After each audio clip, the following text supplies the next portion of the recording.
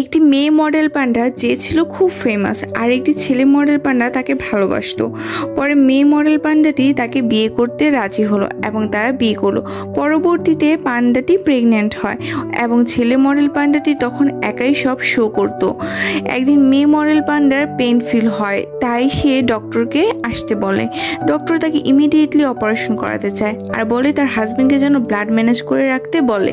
অপরদিকে ছেলে পান্ডাটি রাস্তা দিয়ে বাসায় ফেরার সময় একটি দুষ্টু মেয়ে পান্ডাকে দেখতে পায়, আর সে ওই মেয়ে পান্ডার ছলনায় পড়ে তার সাথে চলে যায় তার বাসায়।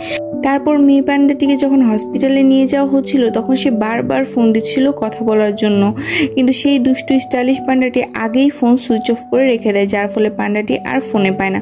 পান্ডার অপারেশন শুরু হয়, ডক্টর পান্ডার হাজবেন্ডকে ফোন দেয়, তবে পায় না। এইদিকে পান্ডার অবস্থা খারাপ হতে থাকে।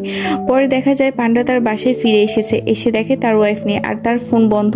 পরে তার বাসার নাম্বারে ফোন আসে আর সে তার ওয়াইফের কথা শুনে দৌড়ে চলে যায় হসপিটালে। যেয়ে দেখে তার ওয়াইফ আর বাচ্চা নেই, তারা মারা গেছে। তাই পান্ডাটি খুবই কান্না করে। পরে সে মন খারাপ করে রাস্তায় হাঁটছিল, তখন দেখতে পেলে সেই দুষ্টু মেয়ে পান্ডাটি তাকে দেখে হাসছে আর একটি ছেলের সাথে চলে যায়। এটা দেখে পান্ডাটি আরো ভেঙে পড়ে। পরে মন খারাপ করে রাস্তায় হাঁটছিল আর গাড়ির ধাক্কা লেগে সে মারা যায়। পরবর্তীতে আমরা দেখতে পাই পান্ডা ফ্যামিলি একসাথে বেহেশতে বসবাস করছে। পান্ডা ফ্যামিলির জন্য লাইক সাবস্ক্রাইব করে পাশে থাকবেন।